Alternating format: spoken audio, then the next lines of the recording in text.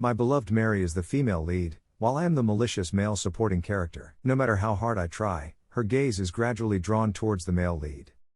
When she once again abandons me for the male lead, I understand that it's time for me to leave. I request to the system to be released from this world. Host, you still have 1 month left, the helpful little system reminds me.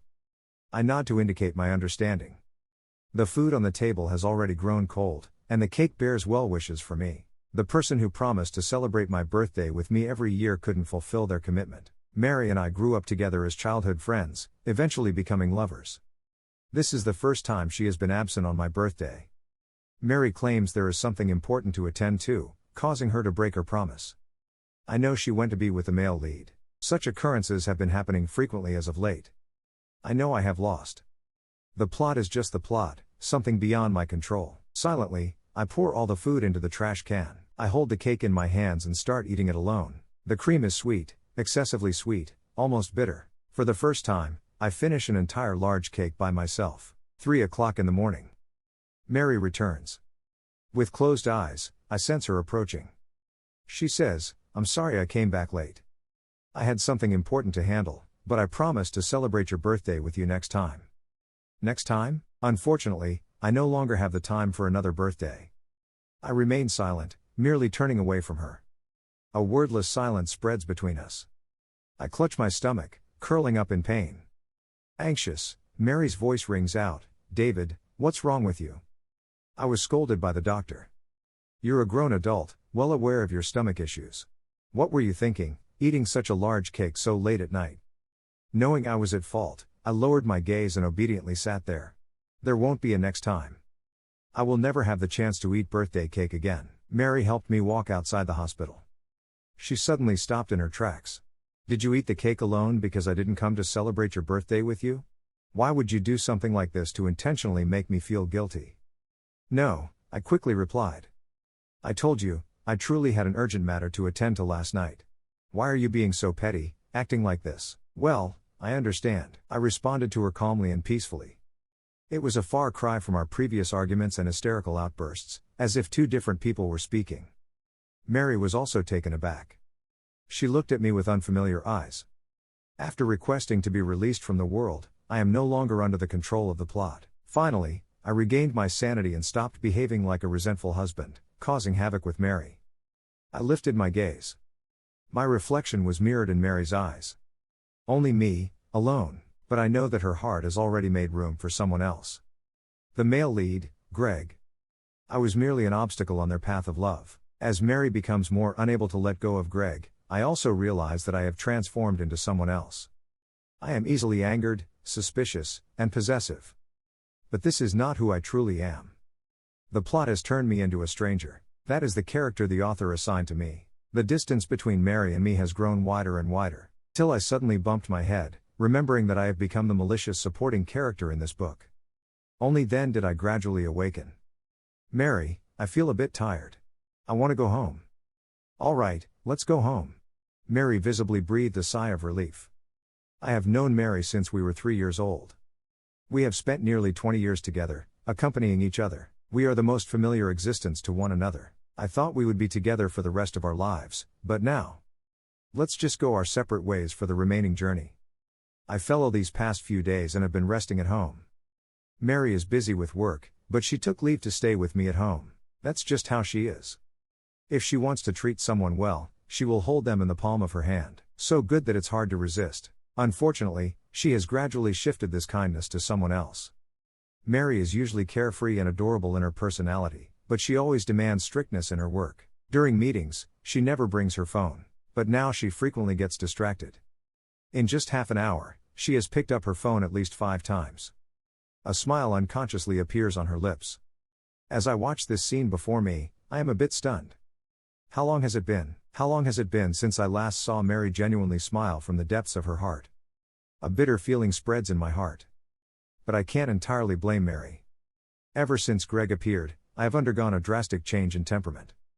We have argued countless times. The fact that she is still willing to stay in this home is already quite remarkable.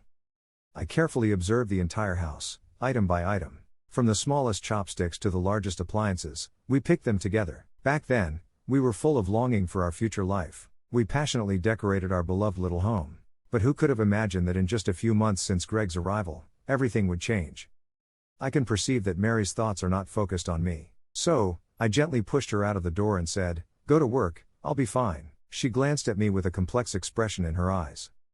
I believe that perhaps she still has a tiny bit of affection for me. There's only half a month left until the countdown of my life. My physical condition has visibly deteriorated. Mary noticed that something was off and wanted to take me to the hospital for a checkup.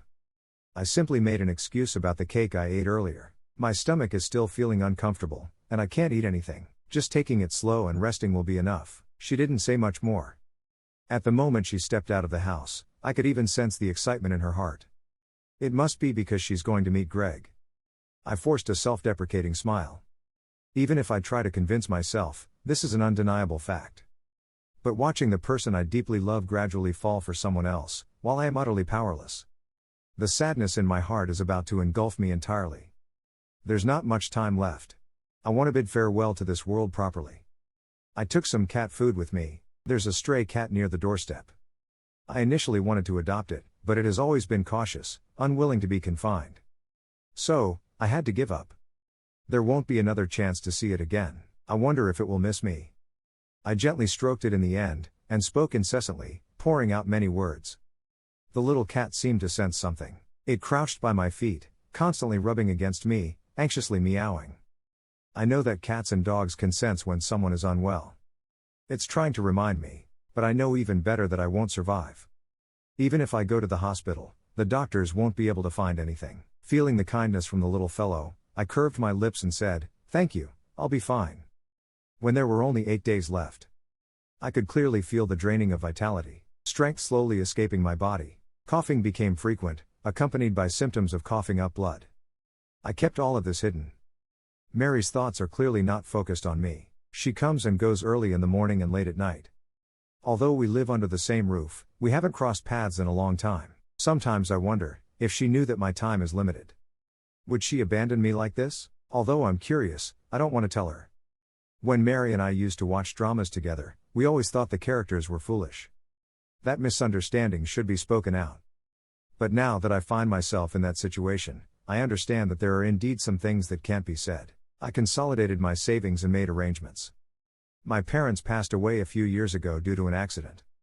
Besides Mary, the only person left around me is my brother, Gao Chi. I went to the bank to close my account. The staff tried to persuade me, "You can keep it for now. Opening a new account would require many documents and it won't be convenient. I won't be needing it." "Then you're missing one document. It's already closing time, even if you bring it now, we won't be able to process it today. Please come back tomorrow." Thinking about the little time I have left, I pleaded, "Can you wait for me for another half an hour? I may not be able to come back again." She looked at my frail complexion, hesitated to speak. I smiled gently at her. "Well, I don't have much time left. So, I'm troubling you." As I walked out of the bank, I faintly heard quiet sobbing behind me. It seems there's a kind-hearted young girl. To think that a stranger would feel sorry for me. I silently apologized in my heart. When I returned home, I looked at the nearly empty house. Almost everything related to me will be cleared out in 2 days. Mary unusually had an early shift today. She finally noticed something was amiss. Why are there so many things missing from the house? I wanted to get new things. I casually made up an excuse. "It does need a makeover. Use this card to make the purchase. It's a bonus I just received, so let's consider it a joint purchase." Suddenly, I said, "Could you accompany me to buy them?" "David, I'm busy with work." She didn't even spare an extra glance for me, but I could sense her displeasure from her tone. It's as if she's complaining about why I'm so immature. If she could just look up and see the sadness overflowing in my eyes. I took a deep breath. "All right, I understand. I'll go by myself. Mary always says she's busy." But as I left the bank, I saw her having a meal with Greg. They were talking and laughing. The atmosphere was so pleasant that it couldn't accommodate a third person. I vaguely remembered that it used to be the same for us. She loved shopping the most, but now, she doesn't even have time to accompany me for shopping. This straightforward excuse is causing discomfort in my heart. So, this is what it means to not love someone. Every small detail reminds me that Mary no longer loves me. I began coughing violently, covering my mouth. Mary frowned, looking at me. Quietly, I crumpled the tissue stained with blood, holding it in my hand. Why are you coughing? Did you secretly smoke behind my back again? She reproached with displeasure, or did you secretly drink alcohol again? I shook my head. Never happened, I always listen to Mary. I know she cares about me. I quit smoking and drinking long ago, only occasionally when under a lot of stress. She knows that. But now, she refuses to believe me. Seeing that I'm fine, she turned and walked away. Mary. Suddenly, I grabbed her hand, tentatively asked, if one day, I'm no longer here, would you be sad? No. She looked at me with a heavy gaze. David, you're a grown man, don't resort to such childish tactics. Do you think we're playing hide and seek like we did when we were kids? When we were kids, Mary clung to me, always like a little tail, following behind me. One time, we were playing hide and seek. I accidentally fell asleep while hiding in a tree. Mary was terrified. She cried her heart out, drawing everyone's attention. I received a scolding from both sets of parents. With red, teary eyes, Mary sobbed and shielded me, don't hit him. When there were merely 8 days remaining, I could distinctly perceive the ebbing of vitality, strength gradually dissipating from my physique. Frequent coughing, accompanied by signs of hemoptysis. I concealed all of this. Mary's thoughts are clearly not centered on me. She departs and returns early in the morning and late at night. Despite residing under the same roof, our paths haven't intersected in a long time. Sometimes I ponder, if she were aware of my limited time, would she abandon me like this? Though I'm curious, I'm disinclined to disclose it to her. When Mary and I used to watch dramas together, we always deemed the characters foolish. That misunderstandings ought to be vocalized. But now that I find myself in that predicament, I comprehend that indeed, there are certain things that cannot be uttered. I consolidated my savings and made arrangements. My parents passed away a few years ago due to an accident. Apart from Mary, my brother Gao Chi is the sole individual remaining in my proximity. I proceeded to the bank to close my account. The staff endeavored to persuade me, you can retain it for the time being. Opening a new account would necessitate numerous documents and prove to be inconvenient. I shan't require it. Then you're missing one document. It's already closing time, even if you bring it now, we won't be able to process it today. Kindly return tomorrow, contemplating the limited time at my disposal. I beseeched, might you wait for me another half an hour? I may not have the opportunity to return again. She gazed at my frail countenance, hesitating to respond. I offered her a gentle smile, well, I don't possess much time remaining. Therefore, I'm imposing upon you. As I departed the bank, I faintly discerned subdued weeping behind me. It appears there is a compassionate young woman. To think that an unfamiliar individual would feel pity for me. Silently, I apologized within my heart. Upon returning home, I surveyed the nearly vacant abode. Almost everything pertaining to me will be cleared out within 2 days. Unexpectedly, Mary had an early shift today. Finally, she detected something amiss. Why are numerous items absent from the house? I desired to acquire new belongings. I nonchalantly fabricated an excuse. It does necessitate a makeover. Utilize this card for the purchase. It constitutes a bonus I recently received, so let us consider it a joint acquisition. Suddenly, I uttered, could you accompany me to procure them? David, I'm occupied with work. She didn't even cast an additional glance in my direction. Yet, I sensed her displeasure through her tone. It's as though she's bemoaning why I'm so immature. If only she could raise her eyes and perceive the sadness brimming within mine. I drew a deep breath. Very well, I comprehend. I shall go by myself. Mary frequently cites her business. However, as I exited the bank, I witnessed her sharing a meal with Greg. They conversed and laughed. The ambience was so harmonious that it couldn't accommodate a third party. Dimly, I recollected that it used to be the same for us. She adored shopping immensely. But now, she doesn't even have time to accompany me on a shopping excursion. This straightforward pretext is causing unease within my heart. Thus, this is what it signifies to cease loving someone. Every minute detail reminds me that Mary no longer harbors affection for me. I commenced coughing violently, concealing my mouth. Mary frowned, observing me. Silently, I crumpled the tissue stained with blood, clutching it in my hand. Why are you coughing? Did you secretly indulge in smoking behind my back again? She reproached with displeasure, or did you secretly consume alcohol again? I shook my head. Never occurred. I unfailingly abide by Mary's wishes. I know she cares for me. I relinquished smoking and drinking long ago, only occasionally indulging during times of immense stress. She is aware of that. Yet, now she refuses to believe me. Observing that I'm fine, she turned and departed. Mary.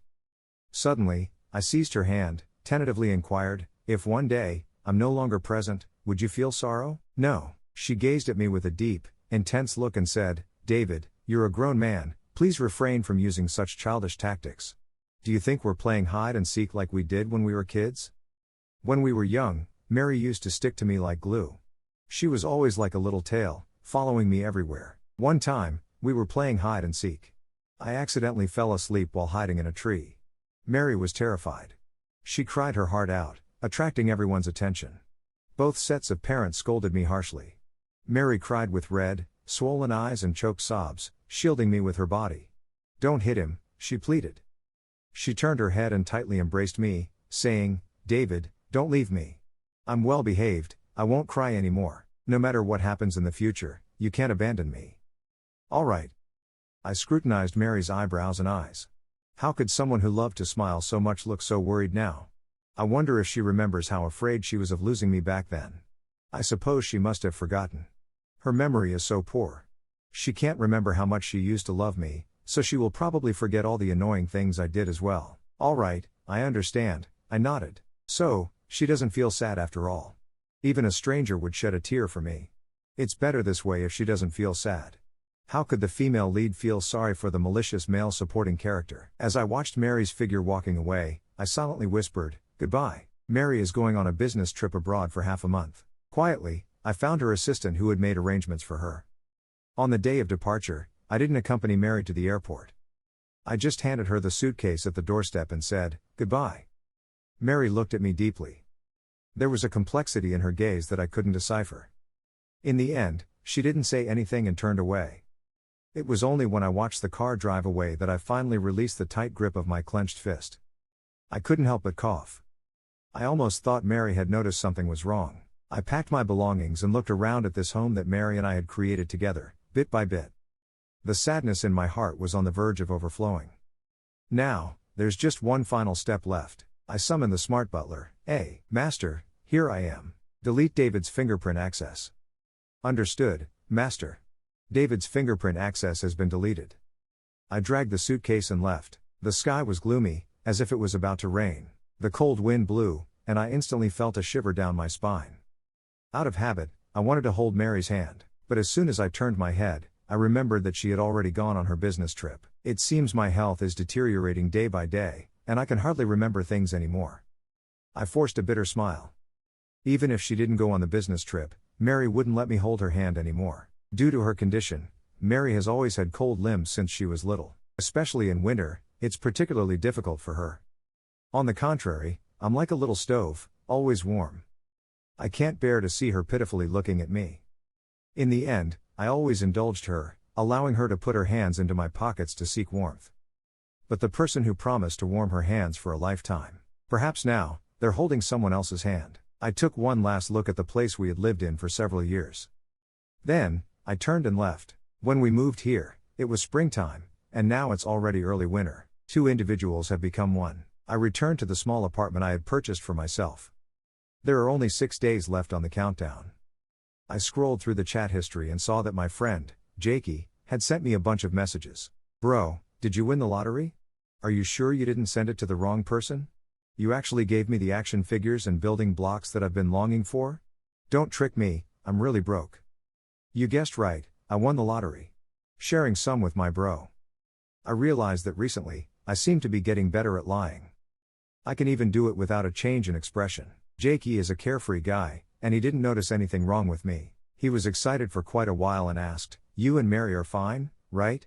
As a man, you should treat your girl better and give in a little. Spoiling your girlfriend will make her even more adorable. I paused for a moment while typing and slowly replied, we're fine, everything's good. True, Mary really likes you a lot.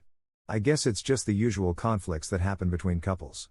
Just pamper her a little and everything will be fine. Suddenly, I felt a bit uncomfortable. Everyone knows how much Mary likes me. But the person who first confessed their feelings let go first. At this moment, I feel somewhat relieved. Fortunately, Jakey is busy abroad and can't come back. If he saw how I turned into such a petty and resentful person because of the plot twist, he would definitely find me terrifying and unfamiliar. He might regret being friends with me, but I'm destined to make him angry again. Knowing Jakey's personality, once he finds out I lied to him, he'll surely want to fight me. But this time, I can't accompany him in a fight anymore. After ending the chat with Jakey, a message suddenly popped up on my phone. I purchased a bunch of small gifts and went to a nearby welfare home. During my university years, I volunteered regularly here to lend a helping hand. But after graduation, I became too busy, so I entrusted others to help with delivering some things. It's been a while since you last came. The director greeted me kindly. Then he worriedly asked, "Why have you become so thin? Has something happened?" I shook my head and replied softly, "No, I just haven't had much of an appetite these past few days." "And how are the children? I'll go check on them." I distributed the gifts I had bought to everyone. I pushed open a door in the corner. Sure enough, Zhang Yi was inside, quietly drawing. Even when gifts were being distributed, he didn't come out. It was as if the whole world didn't exist in his eyes. Only the paintbrush in his hand mattered. I placed the gift on his desk without saying a word. I simply sat on the chair beside him, watching him move the brush. Zhang Yi has autism and hardly speaks. He only immerses himself in his own world. Drawing is the only thing he enjoys. I became a volunteer, and he was the first child I was responsible for. At first, he resisted my approach. But later, he allowed me to sit beside him and watch him draw. And that's how we interacted from then on. It became our unique way of communication. A silent room, with only the sound of the brush gliding across the paper. "Are you not coming anymore in the future?" Zhang Yi suddenly spoke up. His dark eyes looked at me timidly. After all these years, this was the first time Zhang Yi initiated a conversation with me. Nervously, I curled my fingers. Looking into those clear eyes, my throat felt as if it were filled with cotton. I couldn't find any words to say. I could lie to Mary and Jakey without flinching. But I couldn't do it with Zhang Yi. "I know you won't come anymore." It was the same when my mom didn't want me. She bought me lots of new clothes and snacks. Seeing that I didn't respond, he continued talking to himself. I gently ruffled his hair, feeling sorry. "I'm sorry. Did you marry Sister Mary?" Zhang Yi asked again. My movements froze. "How do you know Mary?" "She comes to see me every month, brings me small gifts, and left a secret for you." Zhang Yi took out a drawing from the drawer and handed it to me. The style of the drawing was clearly his. But in the corner, there were a few lines of writing. "David, when will you marry me? I don't need a big house or a fancy car. Don't push yourself too hard. As long as we work hard together, we will have everything. I wonder when you'll discover this secret." The handwriting was Mary's. I caressed those elegant words and couldn't help but well up with tears. I aimlessly wandered after leaving the welfare home. Zhang Yi gave me that painting. He called it a farewell gift for me. As I looked at the trash cans along the road, I felt an urge several times to tear those words off and throw them away. But when it came down to it, I couldn't bring myself to do it. I stopped in my tracks and looked up. Unconsciously, I had walked to the vicinity of the university. Without thinking, I found myself stepping into a nearby restaurant. Over the years, the decor here had become worn out. However, the number of students coming here to eat remained the same as before. Mary came from an affluent family, always indulged and pampered since childhood. During our internship year after graduation, she received her first salary she earned herself. Even though it was only a few thousand, Mary was particularly excited. She dragged me to this newly opened restaurant, generously telling me to order whatever I wanted. "David, I can earn my own money now. I can support myself, so you don't have to feel so pressured." That's what she said back then. I ordered one of the popular signature dishes. "Apologies, sir, that dish is no longer available." The waiter brought out the menu. "You can have a look at the other signature dishes, they're all excellent as well." I felt a moment of daze. Time had truly passed by too long. I stood up, intending to leave, but the restaurant manager called me over. "You're David, right?" I nodded in confusion. "This is for you." The restaurant manager pulled out a yellowed envelope from somewhere and handed it to me. "What's this?" I hesitated, afraid to take it immediately. When our restaurant first opened, we had an activity where we wrote letters to our future selves 3 years later. The restaurant manager reminisced with a hint of nostalgia. "Originally, we planned to send the postcards to you all after 3 years. But a few days ago, Miss Mary came specially to find me and showed me your photo. If I saw you, I was to give you the postcard." I remembered, indeed, there was such an activity back then. Mary had a lively personality, always eager to try various new and interesting things. She was very persistent about checking off all the romantic things couples should do. Naturally, she wouldn't miss out on this activity. I opened the envelope. There was only one sentence on the postcard. "Hello, future Mrs. David. May I ask if I have become Mrs. Lynn?" It was written by Mary. We were deeply in love at that time. After writing, she insisted on exchanging and keeping each other's letters, saying that 3 years later, we would come together to see what the other had written. I flipped over the postcard, and there was another half sentence on the back. "If not yet, then I'll wait a little longer." So we truly loved each other like that. The recent arguments and Cold Wars had almost made me forget how much we once wanted to be together. I took out my phone and deleted all the chat records from our university years one by one. I wiped away my tears as I deleted the chat records one by one. Some of the past affection was captured through written words. As I scrolled up the chat history, her love for me became more evident. But now, that love has faded away. The once heartfelt promises and declarations are now slowly being revisited, like knives piercing through my heart. The pain is suffocating, making it hard to breathe. Clutching my aching chest, I retraced my steps. This time, I found myself standing at the entrance of our high school. Mary and I were classmates since childhood. We were even desk mates. We attended Jiangcheng No. 1 Middle School for both junior high and high school. In a daze, I stared at the familiar school in front of me. It was here that I first discovered my feelings for Mary. Later on, through a series of coincidences, we confessed our feelings for each other. While preparing for exams, we kept those adolescent secrets hidden in our hearts. But the joy in our eyes could never be concealed. Every casual remark from each other felt like a passage to decipher. We were afraid of making the person we liked angry. "David?" A familiar voice snapped me back to reality. I wiped away the tears that had welled up. Turning my head, I saw my former high school teacher, Teacher He. I thought I was mistaken. Teacher He held my hand and looked at me intently. "Why did you suddenly come back?" I replied in a gentle tone. "I happened to pass by this area, so I thought I'd come and take a look." She teased, "Nostalgia for your youth, huh?" Something like that. I followed Teacher He to her office and sat for a while. The arrangement here remained the same as many years ago, with no significant changes. But everyone had changed. "Where's Mary? Why didn't she come back with you?" Back then, with her lively personality, only you could manage her. Teacher He smirked while looking at me. "She's on a business trip." "Aren't you two planning to get married?" "I've been waiting for the wedding candy for so long." Mary made it clear that she would invite me. I bit my lip, pretending as if everything was normal. "It's coming soon." Back then, Teacher He was the first to discover our early romance with Mary.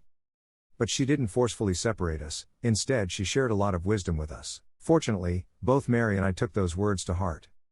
And it was only after the college entrance examination that we truly got together. The moment we walked out of the exam hall, when Mary bravely confessed her love for me during a press interview, I, the supposed strong guy, blushed first. Teacher He looked at us helplessly yet with pride. We had a celebratory dinner afterwards, and Mary generously promised to invite the entire class to our wedding, covering all the expenses. The affection and sincerity of young people were fervent. Mary turned to me, smiling, with her eyes fixated on me. But now, in the end, we have broken our promise to everyone. After bidding farewell to Teacher He, I passed by the former music classroom. For some inexplicable reason, I stopped in my tracks. My 18th birthday was spent at school. Mary, in order to celebrate my birthday, secretly brought me to the music classroom. She played and sang a song for me on the guitar. In my heart, there resides a person, the image of us in the deep forest.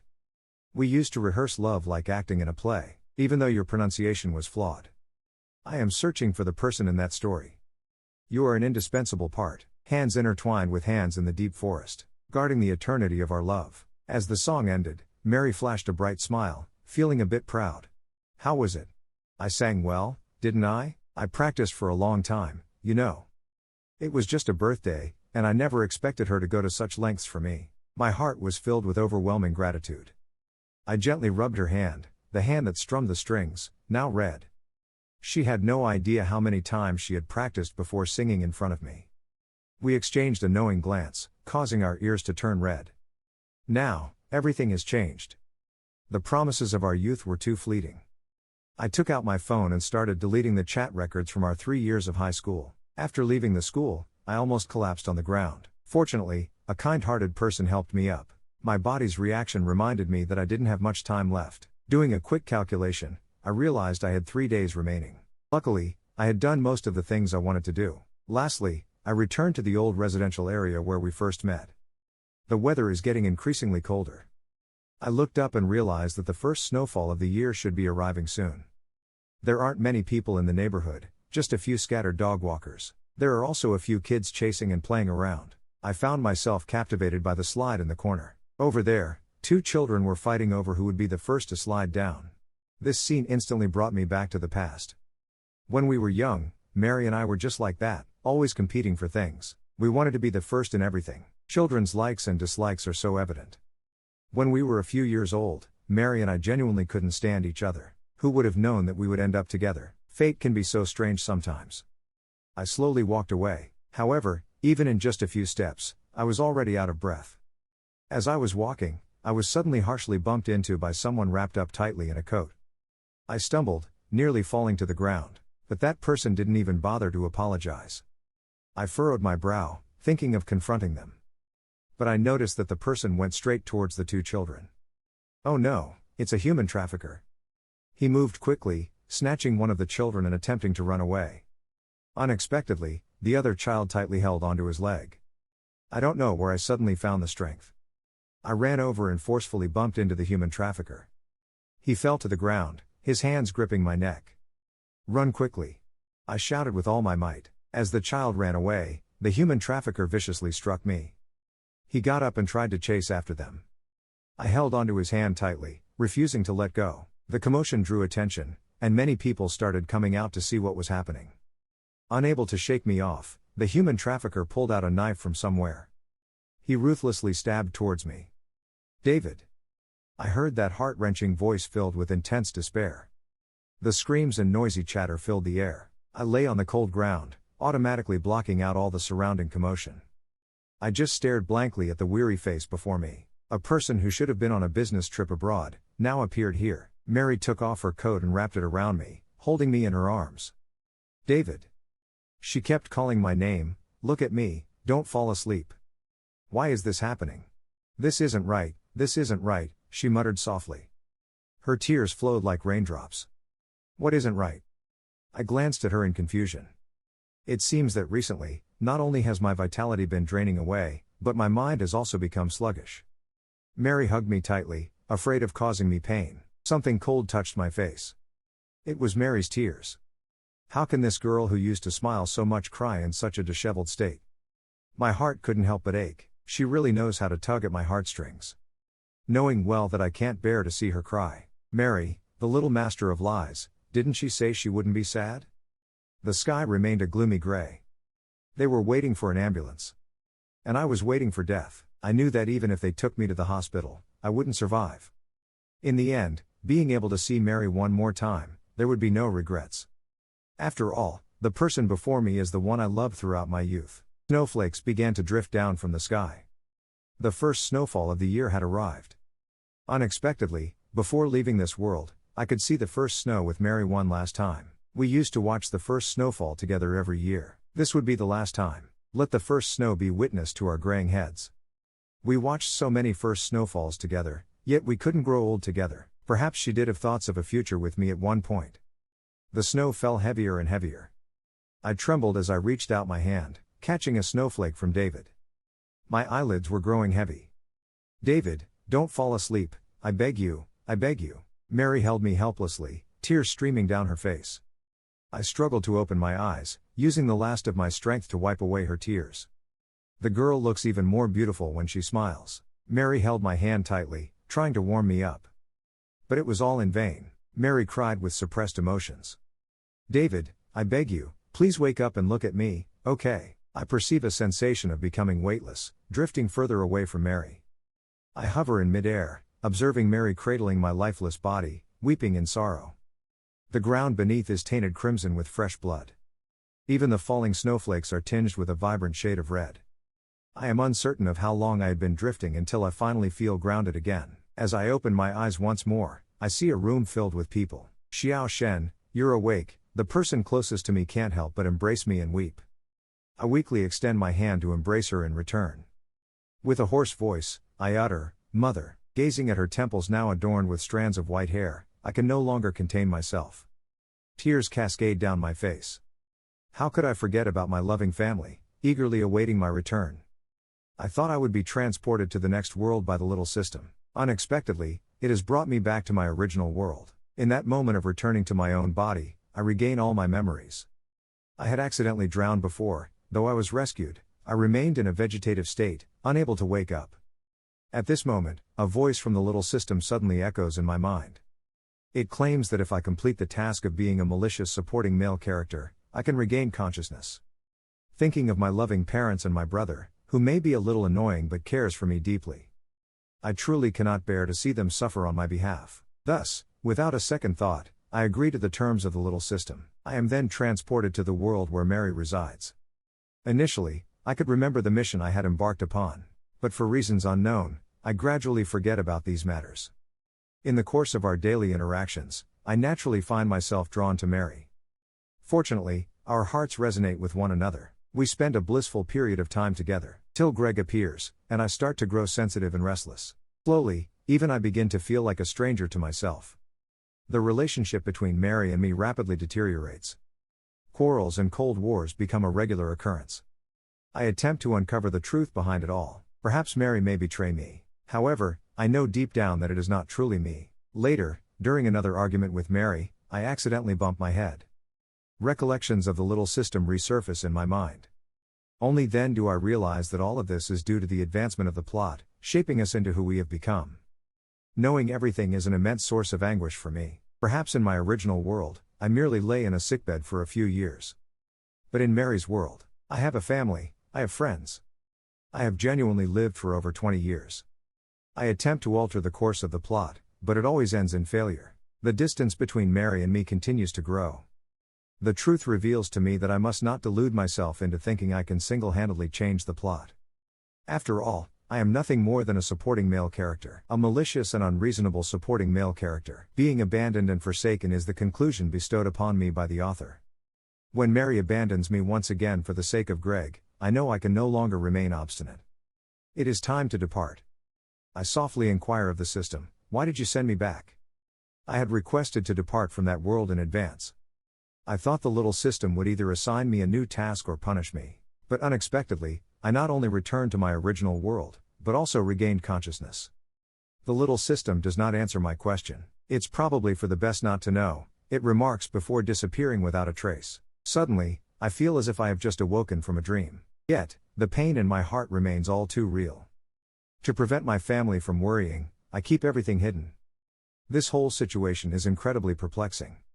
I persist with my rehabilitation and exercise every day. Now, walking normally poses no problem. My life returns to its normal course. Only during late nights do I occasionally find myself thinking of Mary. Those cherished memories often involuntarily resurface in my mind. On one occasion, I accidentally let slip in front of my brother. My brother jests, "Is your heart starting to flutter? When can I meet this girl who can awaken the usually dull-witted you?" "No such thing," I deflect, unwilling to admit defeat. "But I did see you hugging someone that day. Was it your sister-in-law?" This time, it is my brother who falls silent. Time passes swiftly. In the blink of an eye, my brother is nearing his wedding day. As preparations are made for the bridal chamber, I am enlisted to blow up balloons. Initially, everyone is bustling with enthusiasm. But when my hands begin to ache, I realize that everyone around me has disappeared. Apparently, I am the only one left to do the work. I feel indignant. Then, the sound of a balloon bursting reaches my ears. Turns out, there is another hapless young man next to me. This helps alleviate my frustration. Speaking of which, I recognize this person. He is my brother's university classmate, Liz. She is also a classmate of the bride, serving as the bridesmaid this time. We have had a few meals together in the past when I went to see my brother. Popping a balloon, Liz looks at me helplessly, like a child caught making a mistake. Seeing her bewildered expression, I burst out laughing. This laughter breaks the awkward atmosphere between us. We sit down together and continue blowing up balloons. The atmosphere becomes quite harmonious. After the wedding, I find that I frequently encounter Liz. I never realized she had such a strong presence before. Now, it seems like I can run into her no matter what I do. As time goes on, I begin to sense something. Liz is pursuing me. Naturally, my brother notices. For once, he acts like a proper older brother and takes the initiative to talk to me. "What are your thoughts on Liz?" "She's all right," I reply honestly. After spending this period of time together, I genuinely think Liz is quite good. I'm a rather introverted person. Liz doesn't mind my lack of excitement and always finds ways to liven up our conversations. Gradually, I find myself able to engage with her more. We become familiar with one another. Her feelings for me, hidden in her eyes, are both reserved and bold. Even in her pursuit, she never makes me feel uncomfortable. Our relationship progresses naturally. At this point, we can probably be considered in the ambiguous stage. My brother hesitates to speak, finally stumbling through a question. So, have you moved on from Mary? Mary? Who's that? I look at my brother in confusion. My brother suddenly choked, giving me a complex look. Then he waved his hand dismissively and said, forget it, forget it. I just wanted to say, if you still have feelings for someone else, don't mess around with Liz. Be faithful. Back in my room, I couldn't help but feel puzzled. I went through all the friends with the surname Joe around me. Except for a senior student named Joe, there was no one else. But I haven't even met that senior student more than a few times. Besides, my sexual orientation is towards women. My brother couldn't possibly think I like the senior student, right? I have no idea what he was mumbling about. I'm still young, perhaps a bit confused. As the temperature drops, the weather becomes colder. I wrap my clothes tightly and meet up with Liz. What's with all the secrecy? Where are you taking me? She asks. Liz has a lively personality and always has interesting ideas. Being with her is never boring. When she sees me, she puts her hands into my embrace and says, warm up my hands quickly, they're freezing. Her hands are chilly, and I indulgently watch as she places them in my embrace. Finally, I tightly hold her hand. Her face blushes. Liz takes me to a riverside restaurant. The restaurant has been booked, and there is only a violinist playing soothing music. The bone-chilling winter and the blooming roses. It unexpectedly creates a unique beauty. I turn to look at Liz. Normally bold, she rarely blushes and stammers, David, I cover her mouth. The person in front of me stares with wide eyes, filled with confusion and disappointment. I pull out a rose from the side and offer it to her, saying, Liz, I like you. Can you agree to be with me? I ask nervously. I've always been a reserved person, preferring silence. Compared to other guys, I'm nothing like a typical man. I don't know how to make girls happy. But regardless, confessing should still be done by me, taking the initiative. Suddenly, snowflakes start falling outside. I look up at the swirling snowflakes and take Liz outside the restaurant. Snowflakes land on our faces, cold and icy. My heart flutters for a moment. What's wrong? Are you feeling unwell? Liz asks, her face filled with concern. I shake my head. It's nothing. In just a few minutes, the ground is already covered in a thin layer of snow. Both Liz and I have snowflakes on our hair and clothes. I hold Liz's hand and gently kiss her forehead. In the first snow, we grow old together, Liz. Extra chapter about Mary. I have great affection for a young man named David. David's mind seems to always be filled with intriguing ideas. Even when I snatch his toys, he doesn't get angry. Instead, he smiles at me with squinted eyes. The way he looks at me is as if I were a little cat. I can't stand seeing him like this, so I always try to provoke his anger. David may think that I am still young, so he tells me many peculiar things. But he forgets that I may be young, but I am not foolish. David said that he came here because of a system, and once he completes his mission, he can go back home. To his original home. At that time, I didn't quite understand what he meant. But deep down, I probably understood that David was going to leave. Back then, I didn't have a clear concept of leaving. I just felt a little suffocated in my heart. David always enjoys daydreaming alone. I once asked him what he was thinking about. Every time, he would answer that he was thinking about home. Missing his parents, missing his brother, and missing his friends. My house is next to David's house, and I know he doesn't have a brother. So, he must be referring to another home. I really like David. I liked him from the moment I first saw him. I gave him all of my toys, begging him to take me home with him. To his home. David shook his head sadly, I can't take you with me. And I don't know when I can go back. I felt sad too. When I was 5 years old, David had a car accident. He didn't sustain serious injuries, but he hit his head. When he woke up, David became a bit more lively than before and no longer gave me all the toys. He even started snatching mine. Although he would eventually give them back to me, he became a bit mischievous. But it's been a long time since David talked to me about the past. I asked him, don't you want to go back home or see your brother anymore? Where did I get a brother? He asked me in a strange manner. David has lost his memory. It saddens me that I can no longer hear David continue his stories from the past. But at the same time, I feel a bit happy because this way he won't leave. After the college entrance exam, David and I got together. I finally succeeded in winning over the person I liked. David is quiet by nature, while I am the opposite. I thought he would dislike my boisterous nature. But to my surprise, we secretly admired each other. When David agreed, my heart felt like it was about to stop beating. How could someone's casual words have such an impact on my heart? Every day, I wonder when David will marry me. I take her to visit many places that couples go to. I don't want to have regrets when I look back in the future. But it seems like he always finds me too showy, occasionally blushing and asking me not to be too ostentatious. His shy demeanor makes my heart pound. That's what it feels like to be smitten. I wish I could announce it to the world. David is mine alone. We attend classes together, step into society together. We decorate a home that belongs to us. I thought we would continue to be happy like this. But then Greg appeared. David seems to harbor a great animosity towards Greg. It's alright, if he doesn't like it, I won't have any contact with him. But even so, David starts becoming very sensitive. Even if I haven't done anything, he still looks at me with a suspicious gaze.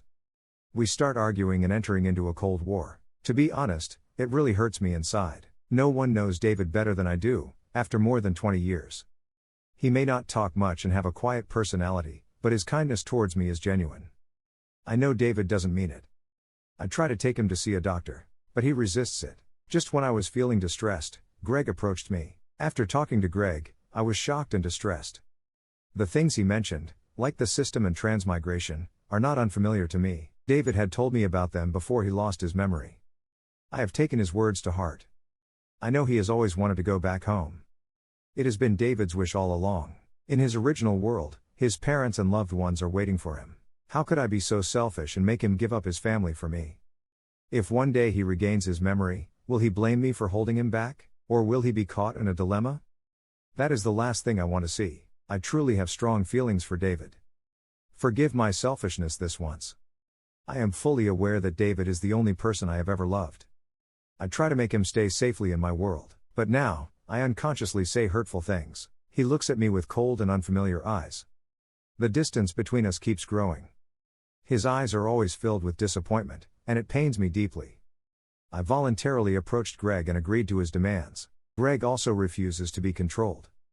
We act together, pretending to follow the plot.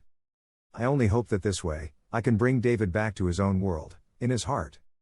There is no perfect solution to this situation, and I am unsure if what I'm doing is right, but it seems to be the best option I can think of. Before we completely fall apart, this is the only thing I can do for him.